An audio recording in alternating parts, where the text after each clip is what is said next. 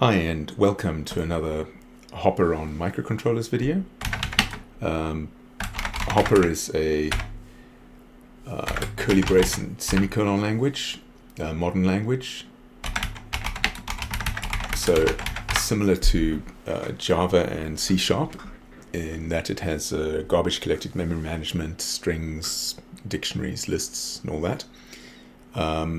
Unlike C# and Java, it doesn't have classes. Instead, it has units. The units are similar to Turbo Pascal units. Anyway, this microcontroller today is the Pimoroni 2040, Tiny 2040. It's one of my favorite little devices. It has the same CPU on board as the Raspberry Pi Pico. What I've done here is I've implemented Gordon Henderson's tiny basic dialect. It's called GIBL.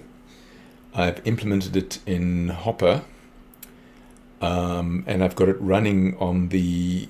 I've also written a portable runtime for Hopper.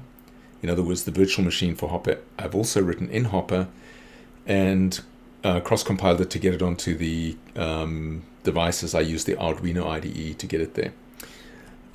This editor is also written in Hopper, and if I compile this program, the compiler, the whole tool chain, preprocessor, compiler, optimizer, code generation, disassembly, is all written in Hopper.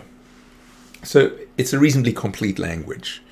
But I'm going to focus on this program today, which is an implementation of Gordon's Tiny Basic written in Hopper. So I can launch it into the debugger. So it's at the bottom of the screen in the status bar, you can see what's happening. And I can, in the debugger, I can run it in the debugger, F5. It's got Visual Studio keys. So now we've launched it. What we're looking at on the right here is the serial connection to the microcontroller. So being used as a console, since there's no keyboard or screen on the microcontroller. We can type in a program here, 10 for I equals 1 to 10, 1 to 100, 20 print I, 30 next I. Standard basic. Just for I've made it so that this basic interpreter will turn on the built-in LED on the microcontroller while it runs and then turn it off again at the end of the run. So if I press this, the LED should come on while it's running. And that was pretty quick. So I'll run it again and you'll see the LED will go green and then go back off again. Hopper is a full symbolic debugging experience. Source level debugging, even though the code is running on the microcontroller. And we can illustrate that. How should we illustrate that? So I can put a breakpoint somewhere useful. So, and let's see if maybe we hit this breakpoint. So if we F5 again, and we go 10 for I equals 1 to 100, 20 print I, and 30 next I, and then run that. And we hit the breakpoint. So we hit the breakpoint when it's about to print the first number, which is 1 here. So we can now step into that and see how so it's going to step through each character in the string and print them, and there's only 1, and it's got all sorts of detail inside the print. Let's run again. We've got our 1, now we've got our, it's printing a space. Now we should get a 2. That space was probably enter, actually. It was just a non-printable character when it was showing in the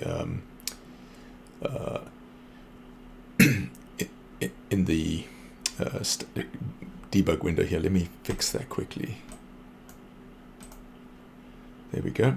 So it was there. We got a 2 in there. I just moved the camera down a little bit. If we step into this, you can see a lot of the Hopper runtime is actually written in Hopper, and it's only the down at the root level with its system calls that are actually native in the runtime. Anyway, enough about the Hopper environment. Let's talk a little bit more about BASIC.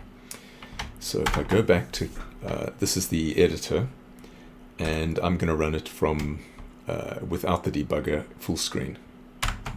There we go. So it's running in what's called a monitor. And I have a bunch, like I said, this is a derivative of Gordon's Tiny Basic. And he has a bunch of samples, and I've implemented them, I've made them all run inside my derivative. So again here, this is his Mandelbrot sample, and you should see the LED light up green while it's drawing it and then turn off while it's not. There we go. So let me do that again. So that's the Mandelbrot sample running on this tiny 2040.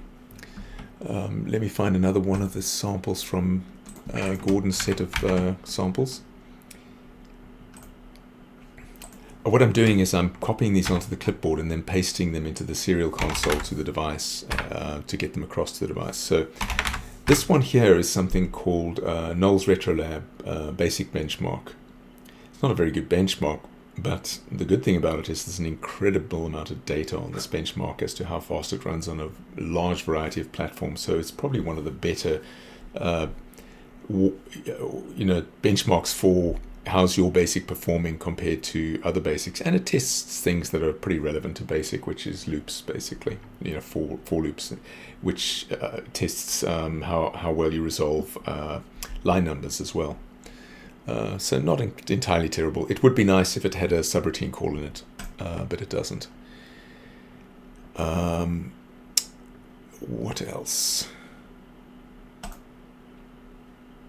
Gordon has an implementation, I don't know if it's his or if he got it from somewhere else, of a Sieve benchmark for prime numbers.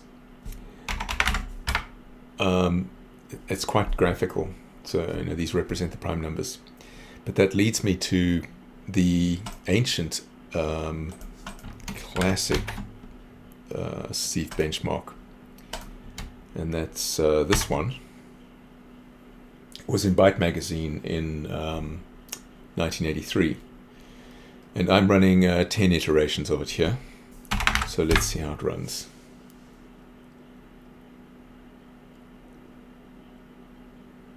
So it took about 6 seconds, divided by 10 is 0.6 seconds, right? So 6 seconds for the full 10, which I think is the times they're printed in BYTE Magazine. So on that note, I can switch to the issue of BYTE Magazine in question. This is it here, from 1980, and then this is the version. This is it written in C. They've got a Pascal version of it. And then there's obviously the basic version. Let's see if we can find the basic. There's the basic version. That's basically what I've just written. And then we can go look at the times. So we can see how fast this ran on an Apple. So, the fastest it ever ran on an Apple was 160 seconds for 10. And we took about 6 seconds. But we're running at 130 megahertz. But this was also compiled Pascal or in fourth. It wasn't in basic. The fastest basic was probably this 200 seconds, but it looked like a compiled version there. So the non-compiled versions of basics get pretty slow. So we get down to about 1800 seconds. So we're about 300 times as fast as that. Even though our clock speed is only 130 megahertz compared to basic. These were running on 1 megahertz. So we're 300 times as fast, even though our clock speed is only 130 times as fast. It's quite satisfying because we're running in a virtual machine, not in, this was also interpreted, but our interpreted is running on top of a second layer. Anyway, pretty cool. And if you look for the fastest ones that ever ran back then, that's this over here.